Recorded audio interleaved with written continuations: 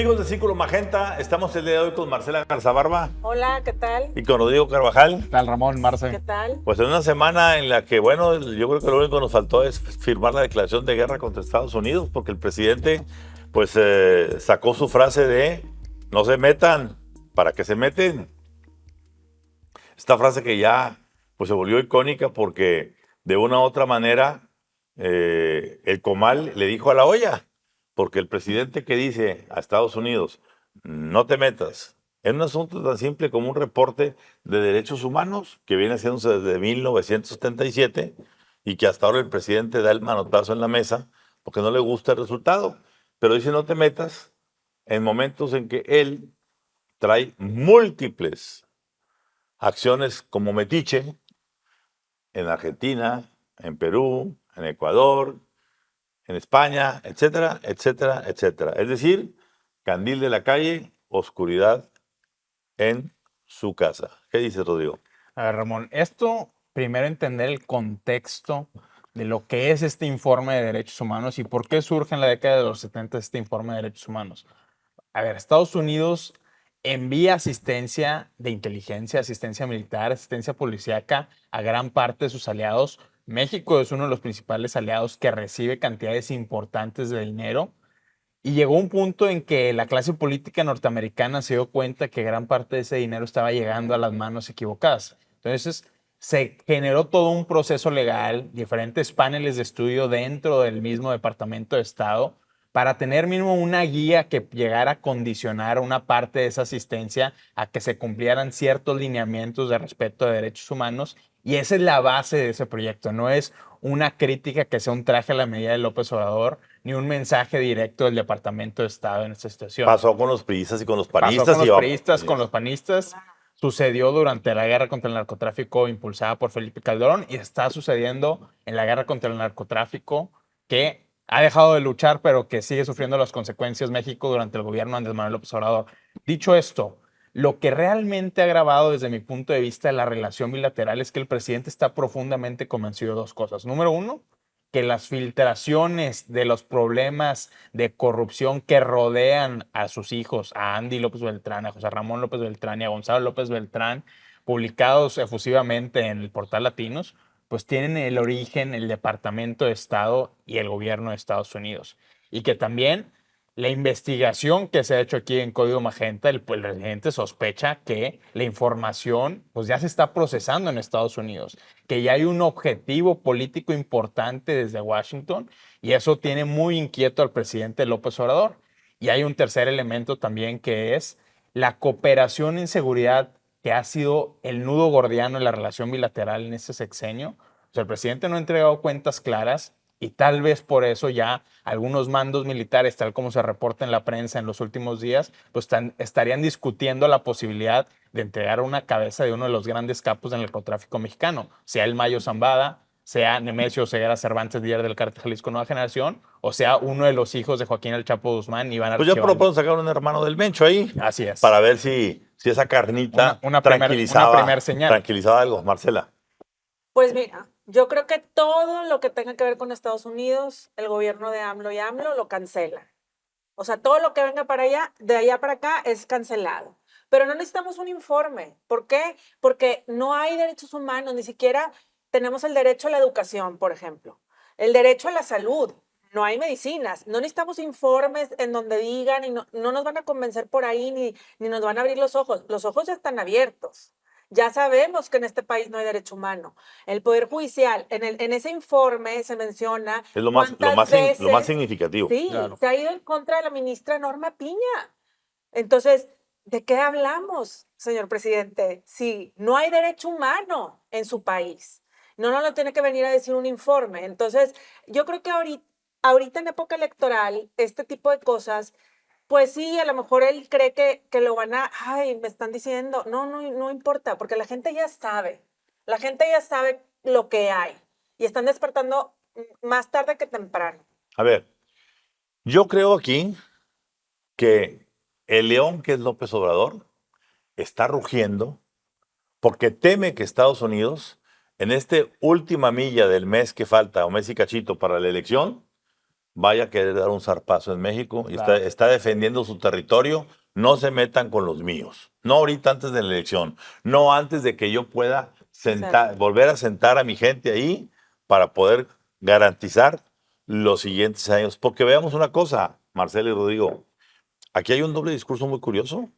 Por un lado, esta semana, 3 días seguidos, estuvo dándole duro Claro. al asunto norteamericano, que también está contaminado por las cosas de que, pues, ¿qué debe sentir un López Obrador que siempre ha estado siempre apoyando a Donald Trump y Donald Trump está sentado en el banquillo de los acusados? ¿Sí? Y quizá dice, oye, si así está aquel y luego le pasó las Honduras, pues a mí me puede pasar y desde ahorita estoy también sacando las garras para decir, a mí no me van a hacer nada.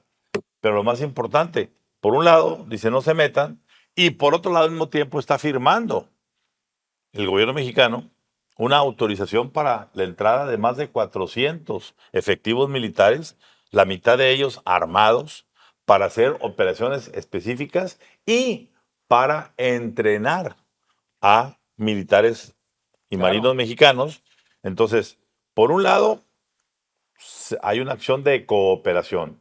Y por otro lado está la acción de no te metas, por aquí te metes y por acá te sales. Sí. Cuidado. Y la otra importante, la declaración Eso iba. sorprendente, más que sorpresiva, de Jesús Gallo. ¿Y en qué contexto, ¿Y Ramón? en qué contexto? ¿Qué contexto? Una conferencia binacional México-Estados Así Unidos es. hablando específicamente de drogas sintéticas. Donde Jesús Gallo dijo abiertamente. El titular de la Agencia de Investigación Criminal. Así es, que era la agencia que ocupaba en su tiempo Tomás Herón. Así es. Bueno, Jesús Gallo, recordemos, Jesús Gallo es un respetado y respetable miembro del sistema de seguridad y del sistema policial. No es un político. No es un político, fue el hombre que creó Fuerza Civil en Nuevo León, la exitosa Fuerza Civil en la época de Rodrigo Medina, cuando estaba todo aquello saliéndose de control después de Natividad González Parás. Pues él dijo abiertamente, México es el epicentro del fentanilo, a contrapelo de lo que viene diciendo en las mañaneras una y otra vez el presidente, quien, dicho sea de paso, jueves en su mañanera salió a decir que le pedía a la fiscalía una explicación de ese asunto. A la Fiscalía Autónoma. A la Fiscalía Autónoma. A ver, aquí me dicen por qué ese señor salió a decir lo que dijo. A ver, yo no creo que Jesús Gallo sea una persona que se maneje tan por la libre. Es institucional. Claro. Pero Ramón, además de eso, lo que dijo Felipe Jesús Gallo en esa conferencia binacional que fue pública y donde habló también de la explosión de la industria de metanfetaminas en todo el país, no solo en Sinaloa, no solo en Tamaulipas, sino ya en todo el centro de la República. Él menciona una escala industrial de exportación no solo a Estados Unidos, sino también a Hong Kong, a Singapur y a Australia. Es decir, estás hablando de un nuevo nivel de transnacionalidad de los cárteles mexicanos y eso es lo que está poniendo el dedo en la llaga Jesús Gallo, que es uno de los personajes más importantes del aparato de seguridad mexicano. Pero no solo eso, lo que ha dicho Jesús Gallo ya está de relieve en documentos públicos como el reporte anual que realiza todos los años la Agencia Antidrogas de Estados Unidos, la DEA. Bueno, y como de hecho, también AP fue la que levantó esa AP levantó esa nota, no la levantó un medio nacional, sino un medio internacional. Así es. Y también está de relieve esta información en las acusaciones federales que el Departamento de Justicia, ya sea en la Corte del Distrito Sur de Nueva York o en la Corte del Distrito Columbia o la Corte del Distrito Norte de Illinois, han empujado contra miembros del Cártel de Sinaloa y el Cártel Jalisco Nueva Generación. Específicamente, el caso de Ovidio Guzmán López y de los hermanos de Ovidio Guzmán López es muy significativo porque los fiscales describen en toda esa acusación cuál ha sido la historia del fentanilo en México, cómo ha explotado la industria del fentanilo a partir de 2019, cómo uno de los hijos de Joaquín El Chapo Guzmán hablaba y presumía de tener un contacto en aduanas mexicanas y cómo hicieron del Aeropuerto Internacional de la Ciudad de México su base de operaciones durante al menos 3 años. Marcela. Yo me regresaría a la parte de Norma Piña, porque eso es lo principal de este reporte, este informe, y yo creo que ahí también, como dices, hay un doble juego, pero aquí le están diciendo como el Poder Judicial es el contrapeso, y estamos viendo a la par en nuestro país que ese contrapeso se está desdibujando con todo esto de la ley de amnistía, de amparo, con lo de las afores. Entonces, esa parte nos vuelve a recordar que sí el derecho humano se está desdibujando principalmente porque se está haciendo algo antidemocrático. Los sobrepesos de nuestro estado, del estado mexicano, no existen al día de hoy. A ver, es importante ahorita en este No Te Metas no perder de vista que hay toda una andanada legislativa Así es. donde viene pues la cuestión que ya vimos de las famosas afores no activas.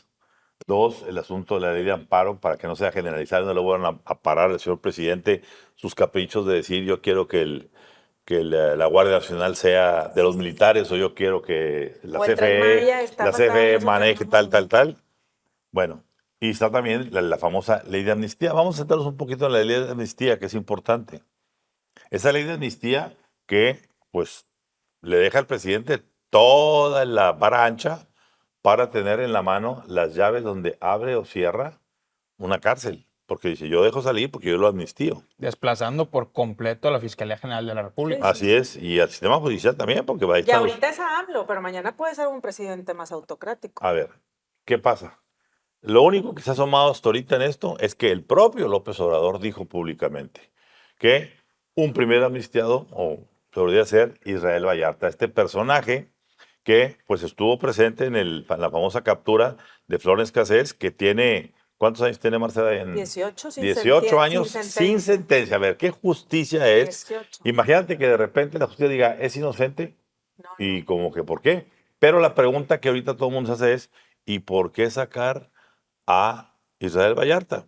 Bueno, pues porque aquí, y Marcela nos amplía eso, que ha estado muy especializada en ese caso, aquí hay un elemento importantísimo como pasó o como sigue pasando en Holt, en el caso de la reapertura del caso de Colosio, Por supuesto. donde ahora, con el famoso segundo tirador, lo que quieren es que esa bala del segundo tirador saque de la contienda o por lo menos inhiba el triunfo de Manlio Fabio Beltrones como senador por Sonora para que no venga después, si no gana Morena el control del Senado, pues no venga Manlio Fabio a ser el presidente del Senado y ahí sí se van a topar con pared. Bueno, en el caso de Israel Vallarta está muy claro.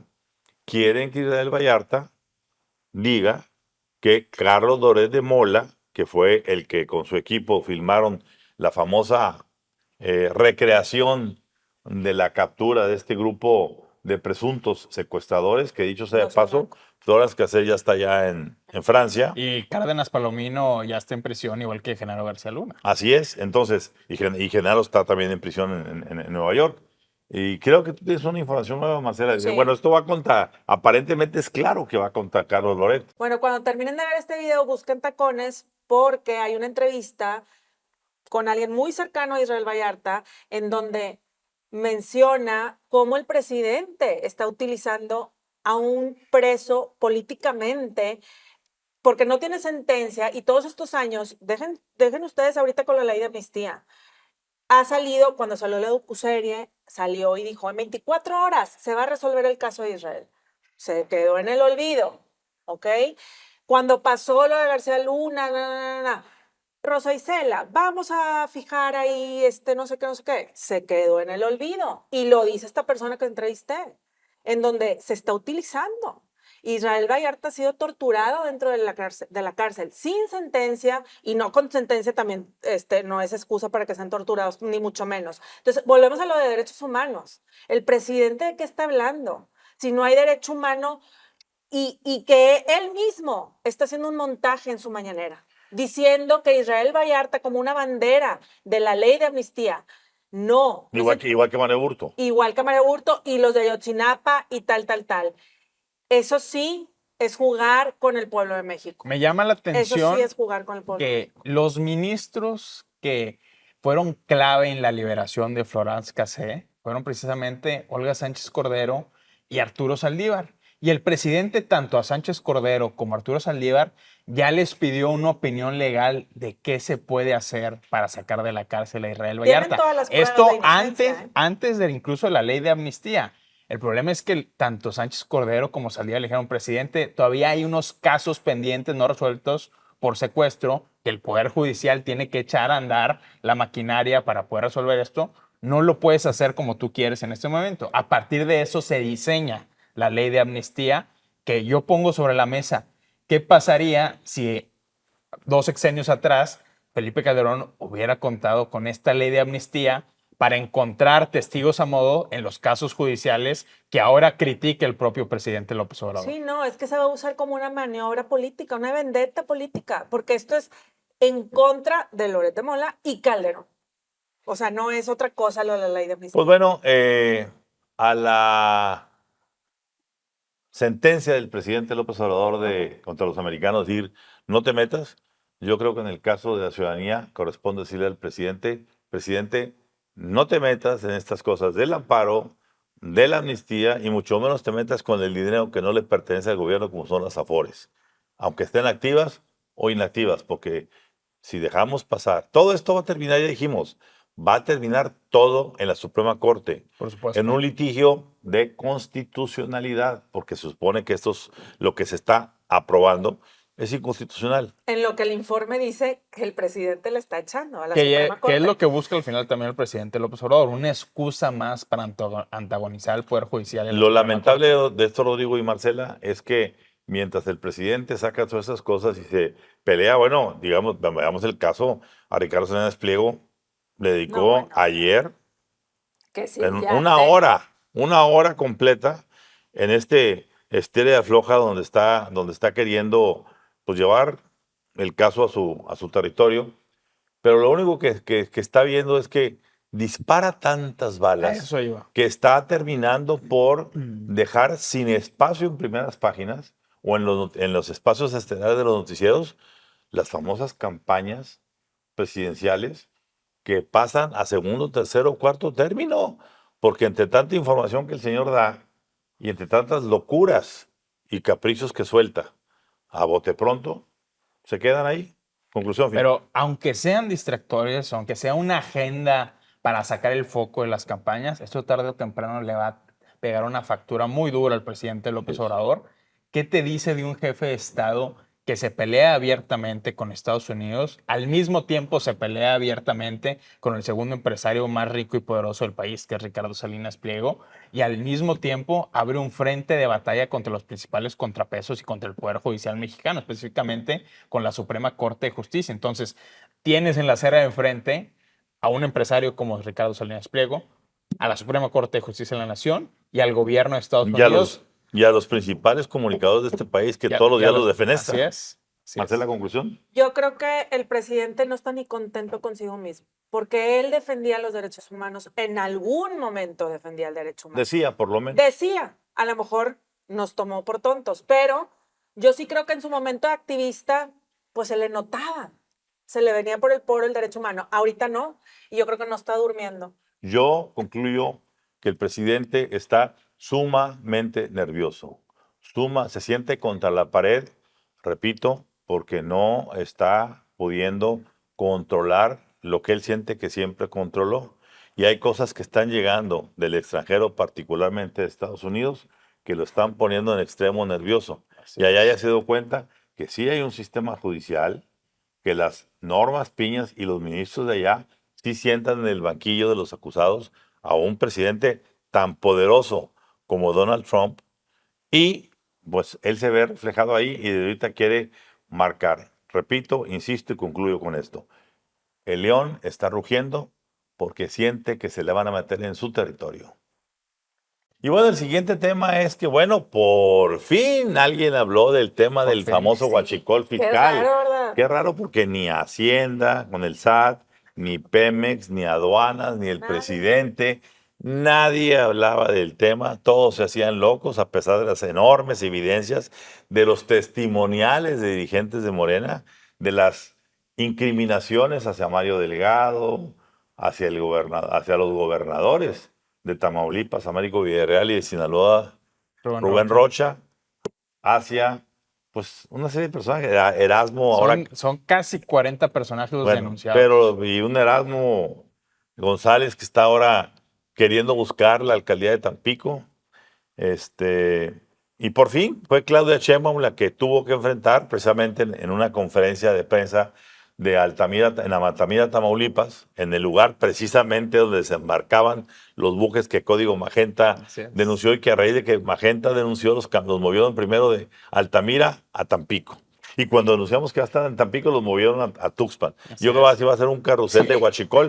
Rodrigo, explícanos qué fue lo que dijo Claudia Sheinbaum en esa Sheinbaum conferencia. en Altamira, escoltada por los protagonistas de la trama de Huachicol Fiscal, Olga Sosa, candidata de Morena al Senado por Tamaulipas, quien aparece en los teléfonos perdidos de Sergio Carmona, el empresario asesinado en San Pedro Como una de sus García, operadoras. que O sea, dirigía más la pruebas. red de Huachicol Sí. Fiscal más importante de este país. Y del otro lado, otro de los operadores vinculados a Sergio Carmona, José Ramón Gómez Leal, también candidato de Morena al Senado por Tamaulipas. Un personaje que también estuvo como funcionario de alto nivel en aduanas y que a su salida fue investigado por Horacio Duarte por presunta corrupción y presunto desvío de dinero de las aduanas a campañas políticas. Entonces, escoltada por esos dos personajes en Altamira, Tamaulipas, la sede del Huachicol en altamar, Claudia Sheinbaum finalmente se pronuncia, pregunta expresa, pero ¿qué hace? No niega absolutamente nada. Y leo textual lo que dice Claudia Sheinbaum. Dice, a veces somos muy dados a acusar sin pruebas. Si hay pruebas, preséntenlas ante el Ministerio Público. Ya el Ministerio Público tendrá que decir si es real o no es real. Es decir, Digo, ahí deja están la las puerta pruebas. abierta a que este escándalo crezca, evolucione y le digan desde una instancia jurídica, candidata, esto es real, esto es concreto, las pruebas ahí están. Y hay que decirlo, el PAN, la bancada del PAN en el Senado, ya presentó una denuncia formal ante la Fiscalía General de la República. Y agrega Claudia Sheinbaum en su mensaje. Y lo único que yo le quiero recordar a nuestros amigos de la prensa es que todos los candidatos de Morena fueron vetados por la Fiscalía General de la República. ¿A qué se refiere Claudia Sheinbaum con esto? Le pedimos un informe a la Fiscalía Federal de si había una investigación abierta contra ellos o no. Probablemente cuando se eligió a Olga Sosa y a José Ramón Gómez Leal, pues no había una investigación abierta. Pero ahora con la denuncia que presentó la Ya la bancada hay. del PAN en el Senado hace unas semanas, pues entonces ya cambia ese panorama y ya el argumento de Claudia Sheinbaum no se sostiene. Es la primera vez que Claudia Sheinbaum se pronuncia sobre esto. Le preguntan también de Mario Delgado y hace una defensa muy tibia y tampoco niega Tibia tirando la fría. la participación de Mario Delgado en la trama de corrupción más importante de este sexenio. Mario Delgado, su coordinador de campaña y el dirigente nacional de Morena. Que por cierto es el único presidente de partido que no aparece en las listas de candidaturas a diputados Inédito. o senadores. Inédito, Inédito. ¿no? Marcela, ¿qué comentas? Pero aún así, nos levantamos el siguiente día de ese video en donde la consulta Mitofsky, que yo no creo mucho en las encuestas en general, la pone todavía arriba de Xochitl, ¿verdad? Entonces, Pues yo igual que Massey Coller sí, Lea la pone pero casi claro. empatadas. más allá de las encuestas y la percepción, porque yo sí creo que son encuestas para percepción de la gente, Guerra de encuestas. guerra de encuestas, yo creo que nosotros como ciudadanos nos merecemos los líderes por los que votamos. Entonces, que tengamos líderes en donde haya pruebas con esto del huachicol, con los hijos de AMLO, ay, le podemos meter muchas cosas, Rocío Nale, Barlet, ahí nos sacaron ahorita lo de Rocío Nale, que las camionetas son robadas. No, y O sea, y además los por eso, dineros en los el extranjero. departamentos y todo, pero hoy le acaban de sacar ahora, más todo eso, la cereza del pastel. Entonces, que cabe decir, fue más fuerte la defensa de Sheinbaum a Rocío Nale que a Mario por Delgado y a la eso, trama del huachicol. entonces, mañana no nos quejemos si está como presidenta alguien que es tapadera de este actual gobierno y que por eso vamos a empezar con unos cimientos podridos. Es la verdad, porque no cabe de otra. Lo del huachicol a mí se me hace de lo más importante de este sexenio, más que los hijos de AMLO, más que... No, o sea, es a todas luces, es un descaro. Con unas mangueras, o No, sea, pero el volumen, Marcela, la gente que conoce y sabe en Pemex y ha estado por ahí por tantos años, hablan ahorita de que el 40%, 4 de cada 10 litros de combustibles que hoy se venden en México vienen del huachicol. 80% de ese 40%, es el 32%, vienen del huachicol fiscal, el que Sí. pasa contrabandeado a Estados Unidos. Y el 20% es el huachicol artesanal, picando tuberías. A ver, es una cantidad inmensa de combustibles, porque para todo fin práctico, pues pasamos del fenómeno o de la maniobra de Pemex Internacional sea, la maniobra de Huachipemex. Por eso A no ver, ahora es quieren quitar Huachipemex. Pemex, por eso no quieren. Recordemos que este fue un mecanismo para financiar campañas políticas de Morena. Recordemos que quien aparece en los videos del teléfono perdido, de los teléfonos perdidos de Sergio Carmona, es Gabriela Jiménez, una de las principales movilizadoras electorales de Morena a través de esta estructura llamada Que Siga la Democracia. Entonces, ahí están los apoyos de la red Carmona a la campaña de Claudia Sheinbaum. Y lo que yo leo con el tono de Claudia Sheinbaum de que no rechaza tajantemente, deja todo abierto, deja todo en ambigüedad esta postura, es que Claudia Sheinbaum se está preparando para lo que yo creo anticipa su campaña, va a ser un golpe público mucho más significativo de este tema que va a venir de dentro o de fuera de México. Conclusión, Marcela. Conclusión, doble cara. Seguimos haciendo la democracia, creando el futuro, transformación, el segundo piso. O sea, todos estos slangs, estos que van diciendo en sus campañas, pues la verdad es que no, ni transformación, ni seguimos juntos haciendo la historia y vamos a la democracia y lo que sea. O sea, son puras tonterías porque estamos viendo la realidad y la realidad es esa. El que no la quiere ver, la va a pagar mañana. La vamos a pagar todos. Conclusión, Rodrigo. Este episodio te habla realmente de la esquizofrenia que hay en los equipos de Claudia Sheinbaum. Tienes un equipo duro de movilización territorial, vinculado a financiamientos paralelo de campañas políticas, que desde mi punto de vista, en caso de que Sheinbaum llegue a la presidencia, va a ser el grupo que realmente va a detentar el poder y va a tomar las decisiones relevantes. Eso en contraste a qué? A lo que ha intentado promover la campaña de Sheinbaum como quienes serán, digamos, su consejo asesor y quienes tomarán las decisiones, este grupo, digamos, de personajes moderados como Altagracia Gómez Sierra, como el propio doctor Juan Ramón de la Fuente, incluso Alfonso Ramírez Cuellar también, que se presenta como un personaje moderado de enlace con los empresarios, que hablan con medios internacionales como Bloomberg para prometer inversiones por 13,000 millones de dólares en energías renovables. Es decir, este es el rostro limpio de la campaña de Sheinbaum, el rostro que se quiere vender como internacionalista, Pues progresista. lo mismo que hizo López Obrador al principio con Sí. Alfonso Romo, con Olga Sánchez Cordero, Para con enamorar. Julio Scherer, con Alfonso Durazo, con Con Tatiana Ursúa. Cloutier, con Ursúa, con todo ese grupo, que eran gentes que venían de un bagaje político empresarial muy importante y que al final del día terminaron siendo marginados, desechados, como le quieran llamar. Pero los que toman las decisiones, Ramón, son los duros. Y no Claro. solo los duros de izquierda, sino los duros, me refiero a los que hacen política ruda todo el tiempo.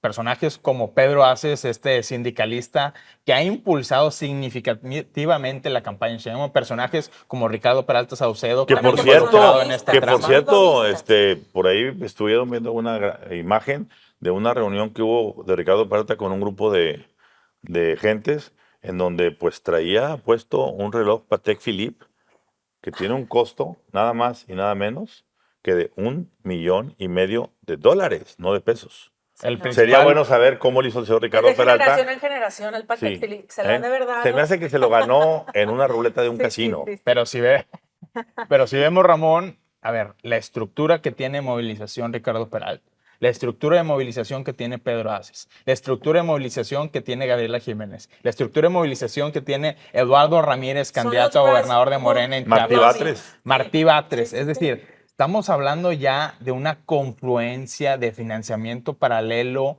y política muy, muy oscura en este país. Y bueno, yo en conclusión quiero decir que en esta huachicolera conferencia de Altamira de Claudia Sheinbaum, donde Claudia Sheinbaum pidió que se dieran pruebas y que se mostrara, etcétera, yo le respondería lo que siempre dijo el sabio de Juan Gabriel: lo que se ve no se pregunta. Bueno, y el tercer tema que nos ocupa es el de la famosa Santa Muerte, en donde por fin la cuarta transformación, con Genaro Villamil al frente, con Jesús Ramírez al frente, dijeron fuera máscaras. ¿Por qué fuera máscaras? Bueno, porque estamos en el sexenio donde ha habido 180,000 homicidios dolosos, ¿sí? Estamos en el sexenio en donde hubo más de 500,000 muertes adicionales en las promedio en el COVID, en la pandemia, 3 veces más que el promedio que hubo en el resto del mundo. Por eso Así México es. encabezó La cantidad de feminicidios que ha habido ha sido también una estela de muerte que ha perseguido a este gobierno. Y Claro. pues no digamos tampoco los 50,000 desaparecidos que están registrados, de donde no sabemos cuántos de ellos ya estarán muertos porque no Y aparecen. que si se considera esos nuevos desaparecidos, se cae por completo la narrativa del gobierno de Andrés Manuel López Obrador, que en su gobierno sí se ha disminuido el índice Claro. de homicidios. Así es. Maquillado. Entonces, dicho eso, yo quiero decir, qué necesidad, volviendo a parafrasear, disculpen Sí, ustedes a sí, Juan sí, Gabriel, sí, pero sí. qué necesidad de sacar a la Santa Muerte a pasearla y ponerla como un ícono, como un estereotipo Sí, de sí, la sí. cuarta transformación. ¿En qué cabeza de chorlito cabe para unos comunicadores? Bueno, es que no son comunicadores, No. son ideologizantes, personajes ideologizantes. Son Jesús Ramírez, propagandistas. propagandistas Jesús Ramírez y Genaro Villamil, que vienen tomados de la mano de tiempo atrás, ¿sí? Tratando de imponer ellos una forma de ser, actuar y de pensar al presidente que ha sido lo más pernicioso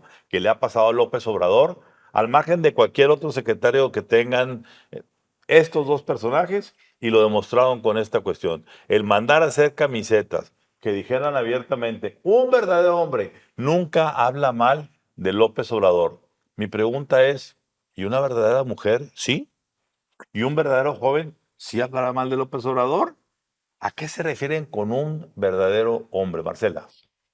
Los líderes populistas con tintes dictatoriales, como lo son Trump y López Obrador, utilizan estos artefactos para, o sea, en cuestión de, más allá de voltear y ver, ay, la Santa Muerte. No, si ustedes ven, Trump hace poquito estaba repartiendo Biblias. Entonces, hay tintes de culto, ¿sí? Para con estos líderes en donde de verdad se vuelven fanáticos. Hay fanáticos de Andrés Manuel López Obrador. Hay fanáticos trompistas que lo están defendiendo con todos los 91 cargos que tiene encima. Entonces, aquí esto es parte de decir, vamos a alabar a AMLO porque con la Santa Muerte, no me sé la estadística per se, Precisa. precisa, pero la Santa Muerte es muy venerada aquí en México. Bueno, Lamentablemente no, porque Lili Telles ya salió con el rosario y con la Santa Muerte atrás, que hicieron una camiseta gigantesca, que eso también se me Que eso hace lo hizo el PAN. que sí, lo hizo Hay el que PAN, decirlo. pero luego sale Lili Telles a dar un discurso con el Con rosario. con todo y que me encanta Lili Telles en su momento, las intervenciones. Esta no me gustó. ¿Por qué? Porque yo creo que te subes al circo, al pan y Claro. circo. ¿Para qué le alimentas esto al culto de Andrés Manuel López Obrador? yo digo, Creo que se puede argumentar que esto fue un meme que llegó demasiado lejos. Y voy a explicar. O sea, ya estás como Vilchis. Voy a explicar. No, voy a explicar por qué. Porque fue un meme, pero desarrollado por personajes que no entienden la cultura del Internet. Es un meme mal traducido. De los 80. Porque Okay. estos le llaman en la cultura del Internet shitposting, que ponen imágenes o de calaveras o de Van Halen, o etcétera, y un mensaje absurdo al lado. Es decir, esto ha sido parte de la cultura de Internet Bueno, nos estás durante abriendo el años. ojo. Es un tipo de meme que hay, pero está mal traducido y mal implementado, y eso dio para hacer pie ruido. a diferentes lecturas políticas. Pero para mí lo verdaderamente interesante de esto es la reacción de nuestra clase política y qué dice también de los discursos y de las guerras culturales que hay entre el oficialismo y la oposición. Primero que nada, me pareció completamente deleznable el performance que hizo Lili Telles en el Senado, Sí. llevando imágenes religiosas a una institución pública laica, es decir, está Aparte, incluso... su discurso decía que sea laico el presidente, pues no está siendo laica Está, ella. está incluso Ajá, violando ajá. artículos de la Constitución al llevar esas imágenes religiosas al Senado. Como también me pareció absolutamente patético que Genaro Villamil mandara a hacer estas camisetas y publicar el mensaje. Es decir, lo que estamos viendo aquí son personajes políticos de primera línea buscando momentos virales a través de la provocación. Y eso es una erosión absoluta de la dignidad que hay en la clase política en este momento y que se dejan de discutir temas importantes como la erosión de los contrapesos, como los problemas de seguridad nacional Sí, que sí. tiene el gobierno mexicano, para darle un primer plano a supuestas guerras culturales que son realmente para discutir en Twitter, en Facebook y ganar likes y ganar atención. Eso es lo que buscan atención. Bueno, lo digo, pero esta memelización Ajá.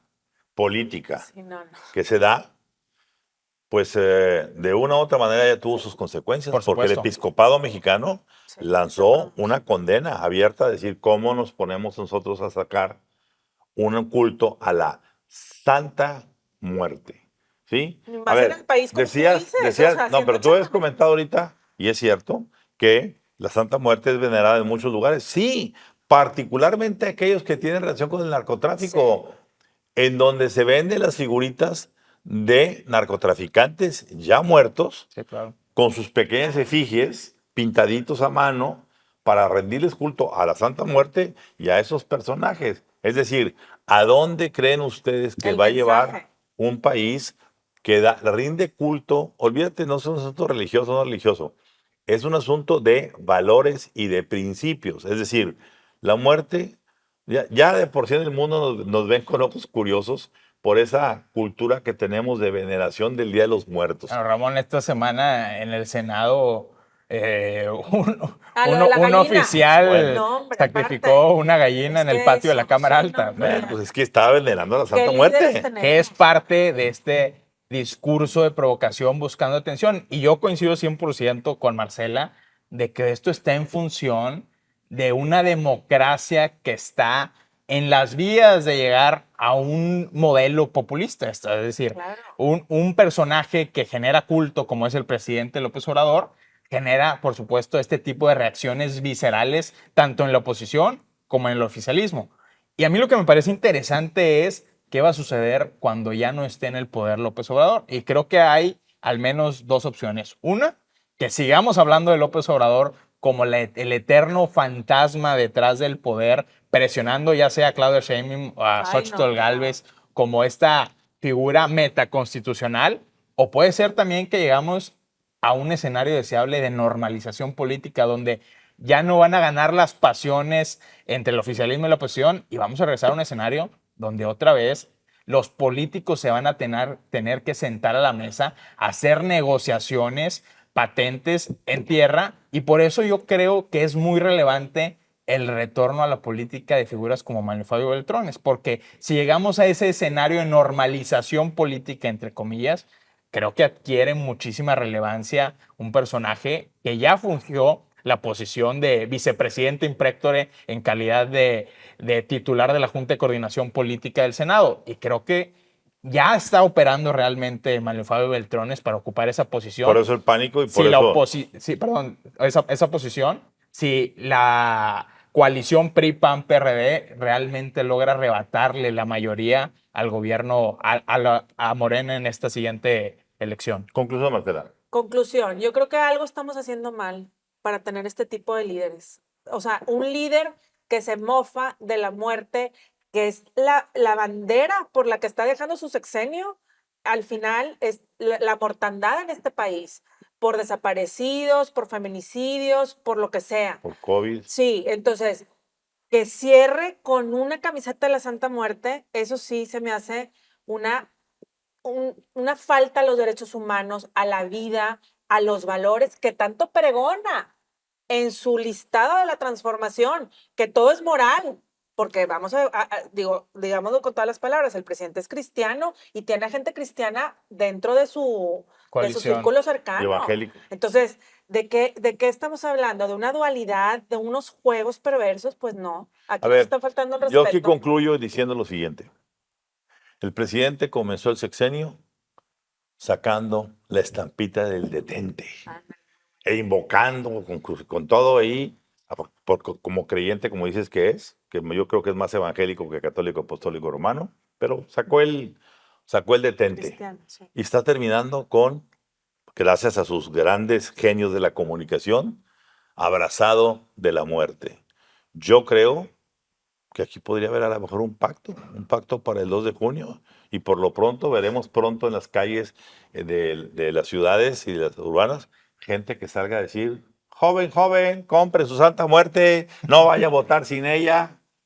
Cuidado, porque como aquí se dijo, estamos por el terreno muy equivocado, y eso nos lleva inevitablemente a que la Santa Muerte sea después para la República, no pues solamente para el presidente. Y el cierre del día de hoy tiene que ver, pues obviamente, con lo que viene ya el fin de semana, que es el segundo debate. Hay 3 debates, pero este segundo reviste de una vital importancia. ¿Por qué? Porque después de que el primero desilusionó tremendamente, en todos los sentidos, y se cuestionaron los formatos y demás, vamos a ver de qué va a estar hecho ese segundo debate. Vamos a ver primero si Claudia Sheinbaum se va a mantener en su estándar de yo no me muevo de aquí y sigo con el segundo piso de la 4T. Si Xochitl Gálvez se mantiene en la confusión o focaliza y avienta los misiles que tiene que aventar para poder mantenerse competitiva en la contienda. Y Maines, yo creo que con que se pare a bailar una rolita como se puso a bailar en Monterrey, en el noticiero de María Julia Lafuente, en Multimedios. Presidente Maines, Maines, Maines, Maines, presidente de México. Presidente Maines, Maines, Maines, Maines, presidente. Pues hombre, ¿qué podemos decir? No hay, ahí no hay seriedad, ahí no hay. Pero yo creo que en esta semana previa al debate, lo que está focalizado es este penosísimo, no incidente, esta penosísima escena en donde la candidata presidencial, corcholata favorita del presidente López Obrador, es interceptada por un comando de personajes del crimen organizado, con capuchas, algunos de ellos armados, aunque lo nieguen, y en donde no apareció nadie, ni la Guardia Personal de Claudia Sheinbaum, ni la Guardia Nacional que la acompañaba, ni los militares tampoco dicen que la acompañaban. ¿Cómo puede alguien parar a la candidata presidencial y no aparecer en escena nadie? Si hubieran agarrado una metralleta que tenía ahí y hubieran apuntado hacia ella, ahí se queda. Y además, ¿para qué la agarraron? Para pedirle que limpiara el terreno. ¿Para quién? Porque es una zona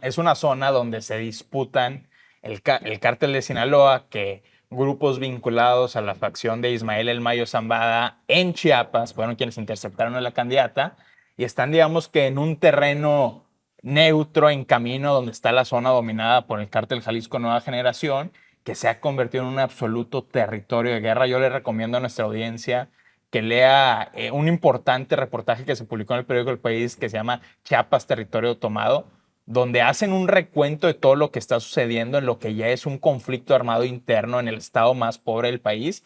Y ahí fue donde se interceptó a Claudia Sheinbaum sin ninguna consecuencia alguna. Es decir, ¿qué tiene que decir de esto la Fiscalía General de la República? ¿Qué tiene que decir la Secretaría de Seguridad Ciudadana? Todos es un callan. asunto gravísimo y que también habla por qué Claudia Sheinbaum se siente tan segura en un lugar donde todas las agencias de inteligencia del Estado mexicano conocen a la perfección que está tomada por el crimen organizado y que es una zona de guerra absoluta. Marcel, ¿es un montaje? Bueno, eso me pone a mí a cuestionarme muchas cosas, pero más allá de eso, que yo sí creo que tiene tintes de haberse puesto como no montaje de alguien más, sino del mismo gobierno, o sea, se ve muy raro toda la situación. Y todavía se ve más raro que el siguiente día los mismos encapuchados salgan a confrontar otra vez al gobierno mediáticamente. Entonces, eso todavía se ve más raro aún. ¿Cómo lo ¿Por qué? confrontaron? Lo confrontaron en un mensaje, en un video, diciendo que no son del crimen organizado, que son ciudadanos del pueblo, pero que ellos quieren que respete el presidente. ¿Y por O qué sea, se cubren la ellos cara? bueno, porque se cubren, pero ellos le mandan mensajes al presidente, a Claudia Sheinbaum, como diciendo, a ver, si no es un montaje, entonces aquí volvemos a lo de abrazos no balazos. ¿Quién reina este país? Ya ¿Quién sabemos, reina? ya sabemos. ¿Verdad? Ya lo Porque sabemos. aquí yo vi una imagen y me recordó, y lo he dicho varias veces en esta mesa, como en Colombia en su momento, como en España en su momento, el ZLN cuando también salían aquí en México. O sea, aquí es una cuestión en donde están sistemáticamente saliendo en videos, marcando su pauta, ahora físicamente, Pues bueno, O sea, entonces... ya actuando como agentes políticos, actuando no como como agentes parte del políticos, crimen Dueños del organizado. territorio. Dueños del territorio, exactamente. A ver, Exactamente. ¿y qué podemos decir de lo que pasó esta última semana con Xochitl Gálvez? A ver, Xóchitl Gálvez desapareció completamente del mapa mediático. Eso es lo que ha sucedido. Y por eso es tan importante este segundo debate presidencial. Yo creo que desapareció. Bueno, sí desapareció, pero yo creo que lo que hizo fue enconcharse para prepararse El para el arte de segundo la debate. guerra. Vamos a ver el domingo. A eso voy. El segundo debate es matar o morir para Xóchitl Gálvez. Así es. El consenso en encuestas serias, hago énfasis en serias, pone a Xóchitl Gálvez a 14 puntos de Claudia Sheinbaum. Sí, Esto 58 a un Claudia, mes 30 de que se Xochitl. lleve a cabo la elección. Es decir, queda muy poco tiempo y tiene que dar un golpe muy contundente Xóchitl Gálvez si quiere permanecer competitiva. Dicho esto, pues hay varias versiones también que hablan de por qué la narrativa de Claudia Sheinbaum de que su victoria ya es inevitable, una narrativa que, por cierto, buscaron impulsar a través de la publicación de encuestas en Encol y en Consulta Mitofsky, que dan una ventaja abrumadora de más de 30 puntos porcentuales, lo cual pues no coincide con la realidad, al menos de lo que está sucediendo dentro de los war rooms y dentro de lo que se respira entre los operadores políticos. Y pongo un ejemplo, a ver, 5 de los 6 estados más poblados del país van a tener elecciones. Ciudad de México, donde ya se ha convertido básicamente en una moneda al aire, están en empate técnico Clara Burgada y Santiago Taboada, por cierto, en un debate con un formato muy eficaz que sí ha marcado diferencia en la dinámica de las campañas. Más frontal. Veracruz con la caída libre de Rocío Nale, candidata de Morena, de la Zacatecana, con estos innumerables casos de corrupción, cuentas en el De él y de extranjero, su marido. De él y de su marido. departamentos en San Pedro Garza García, mansiones en Veracruz y en Tamaulipas, carros incluso con reportes de robo. Es decir, es una campaña en caída libre Que pronto va a salir quién le regaló el apartamento de San Pedro Garza García Regional, ¿eh? que pronto va a salir.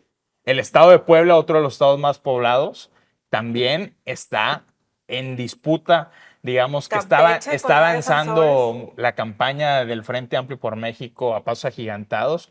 Guadalajara, que no domina, perdón, Jalisco, que no domina Morena, y Guanajuato, que domina el PAN. Es decir, 5 de los 6 estados más poblados del país, pues está, si no gobierna la oposición, sí está en disputa que pueda ganar la oposición. Y eso te habla de una contienda a nivel nacional muy competida. No, Marcela, ¿qué dices? y le agregan los estados, perdón, Campeche, Guerrero, que antes eran morenistas, súper morenistas, y ahorita... Y que por las crisis tan sí, profundas las de crisis gobernabilidad ya que hay, donde en se Guerrero pone en ya tomaron cuestión. la justicia por su propia mano porque ya vieron que no, y está en el olvido a 6 meses de lo que pasó.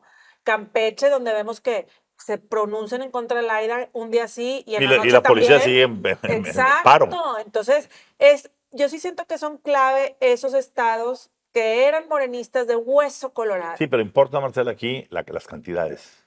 Sí, Que ¿verdad? sean cantidades, Sí. porque Campeche es chiquito, o sea, Sí, no, sí, no sí, llega sí, a sí. mayores. Que sea Sí, volumen. simbólicamente Pero es sí, importante. simbólicamente es muy Simbólicamente es importante. importante. Sí, sí. Más que el volumen está en Ciudad de México, en Veracruz, ni se diga, Claro. en Jalisco, en todas esas partes. Pero, Marcela, ¿por qué ignoramos aquí en esta mesa ¿A quién? al señor Álvarez Maínez? No, pues es que se me olvida, porque ¿Pero es qué, más, ya se me olvidó la qué le canción. pasó a esta semana? ¿Cuál fue la mejor cosa que le pasó? Además de el bailecito que se aventó ahí con... No, pues en la Universidad de Xochimilco, En la UAM. en la sí. UAM, le abucharon, pero fuera Maínez, O fuera sea, no Maínez. bailaron con él. No bailaron con él, y eran jóvenes con pancartas, que también donde iban a hablar ahí, había pancartas en donde decía fuera Maínez, criminal, unos decían criminal, tal. Entonces, pues la canción de Spotify, el bailecito, y el que todas las bodas están bailando, pues no se traspola a una universidad de jóvenes pensantes. Eso me da esperanza. Completamente de de que acuerdo. no estamos tan mal. Pero yo sí le reconozco a Jorge Álvarez Maínez ¿Qué? que está haciendo un gran papel de Esquirol. ¿Por qué? Porque las encuestas Bueno. sí muestran un crecimiento importante, sí, Sí. de 5 a 10% en las preferencias, pero bueno, eso no sabemos a quién le está quitando los votos. Algunos científicos políticos dicen que es a Morena, otros dicen que es al Frente, pero realmente su papel de Esquirol y de quitarle a esta elección la cualidad de un referéndum que siga la 4T o que no siga la 4T, pues eso ha quedado de relieve de manera muy significativa Pero en las es últimas el semanas. mid-show del circo con palomitas, o sea... No, claro, pero está teniendo una influencia en los Agarra números. cierto público que tienen por ahí. Esa es la. A ver, yo lo que concluyo aquí es que pues yo sí creo que tendremos un buen debate y yo sí creo que va a traer muchas ¿En verdad sorpresas. crees? En verdad creo que sí va a O haber sea, ¿crees que va a ser frontal? Sí, yo creo que, a ver, no hay de otra para Xochitl. Aunque lo que decía ahorita Rodrigo, me gustó mucho esa palabra, es matar o morir. O matas tú o te matan a ti. Ya no hay, o sea, el tercero, si Xochitl sale adelante el va a cortar la distancia y puede tener una tercera oportunidad. Claro. No quiero dejar de decir lo siguiente. ¿No les parece a ustedes muy sintomático que el estado más visitado y donde pasa más días el señor Jorge Álvarez Maínez es Nuevo Sí. León? Es Bueno, Nuevo León porque aquí está Samuel García, su compadre. y también El que lo... Jalisco, ¿eh? No, está en Nuevo León, Marcela. En Nuevo León, chécate Este la- pasado jueves llegó en una Cybertruck color naranja También. con el Aunque está gobernador. recalled. No es Bueno, la misma, pero bueno, Prestado. pero el punto aquí es que yo creo que básicamente ellos saben que él no va a ganar ni tiene ninguna posibilidad, a menos que quiten a los otros dos y se quede él solo, por alguna razón. Pero, pero, lo que sí necesita Dante Delgado, que no sé si Dante sigue siendo el dueño del partido, pero bueno, vamos a dejarse el beneficio de la duda. Dante lo que quiere son votos necesarios para poder mantener el registro del por partido. supuesto. Y eso siente que ahorita los pueden conseguir en Nuevo León, donde todavía hay MC, porque en Jalisco el MCismo Sí. está diluido completamente. El que Supuesto. empezó, Parte Enrique importante Alfaro. del emesismo en Jalisco operando abiertamente ya Para a Xochitl. favor de Xochitl Así Gálvez. es. Entonces, y además, pues no podemos negar, el único estado que está entregando dinero a la campaña de Álvarez Maínez es Nuevo León. Por supuesto. Es el foso gobernador Samuel García, quien dicho sea de paso, pregúntenle a quien sea, a proveedores, a la propia burocracia, etcétera, cancelaron todos los pagos este mes y lo que viene porque están enfocados. ¿Qué tiene que ver el pago a la burocracia? ¿Qué tiene que ver el pago a proveedores? ¿Qué tiene que ver el pago a las obras que se están haciendo? Congelarlas con que la elección ya viene. ¿O es que estamos desviando dineros públicos? Sería un tema muy interesante Muy delicado. para explorar y para ver. Y añadiéndole que su esposa está por la alcaldía en Monterrey. Por eso, de lo que estoy hablando, de que el Ajá. señor está metido de lleno en Como todo esto. operador electoral. ¿A una conclusión, Marcela? Híjole, yo la verdad ¿No Te- confías, no crees en el debate? no creo en el debate y te voy a decir qué más. No sé por qué ponemos todos los huevos de la gallina en un debate, cuando el día a día es lo que nos debe importar, Claro. lo que estamos palpando. Es porque la Es que atención está muy sí, fragmentada. pero no, somos la cultura de, A ver, en su momento, No, y eso- no estoy criticando a Televisa, somos la cultura de la telenovela. yo de no, estar sentados viendo. yo no estoy de si se van a acuerdo, no pelear, estoy de acuerdo. ¿no? Te voy a decir por qué. Históricamente, en cualquier parte del mundo, el debate es el debate. Desde que Richard Nixon y John F. Kennedy se enfrascaron en el primer debate televisivo. Sí, pero Y- en un país que... No, Marcela, ¿no? el debate es. Ahorita Bueno, que en se lo el digo, 94 fue es la clave en sí, México. claro, en México el debate de Cedillo con el jefe Diego, pues fue crucial. En el jefe Diego despuntó. En el 2006 ¿Por Calderón qué se agachó con- el jefe Diego después? No sabemos. El de 2006, Calderón y El- López Obrador El López fue clave Obrador también. fue. Entonces, a ver, los debates hacen algo. Obligan a que la gente que sí está interesada en política o que por lo menos quiere enterarse un poquito más, se metan a una pantalla de televisión, a un plasma y vean de qué están hechos sus candidatos.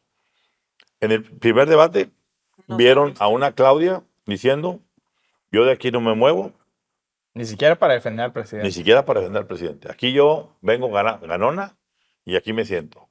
Y si hay un ataque que hacer, Álvarez Maínez, ahí contéstale tú a Xochitl. Sí, sí, sí. ¿No? Xochitl, demasiada información, demasiadas cosas y no podías agarrar ninguna cosa de las que terminaba por soltar. Y Álvarez Maínez, pues nomás le faltó pararse a bailar. No, tomando el Yeti ese Y que tomando traía de del su- Stanley. Entonces, ya vivieron lo que fueron los hierros Claro. del primer debate. Si en este segundo no son capaces ninguno de los tres o alguno de los tres de despertar las pasiones, pues vamos a ver en dónde va a acabar todo esto. A ver, Conclusión. yo insisto que todavía hay elementos para que esto termine en un escenario de una elección muy disputada, una elección que se va a definir, yo creo, por un solo dígito de diferencia. Y cuidado, porque ya los mercados financieros, los principales bancos de inversión que analizan la situación mexicana, están descontando muchos de ellos como un escenario base el triunfo de Claudia Sheinbaum.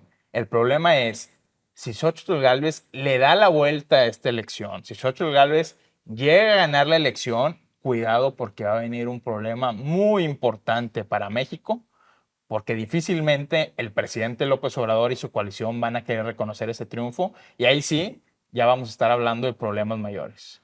Pues Se repite la aquí historia. estaremos el domingo para mandarles con oportunidad el lunes por la mañana la reseña de ese debate, en donde de una u otra manera lo peor que nos puede pasar es que Álvarez Maínez se levante y empiece a bailar y empiece a decir, Maínez presidente.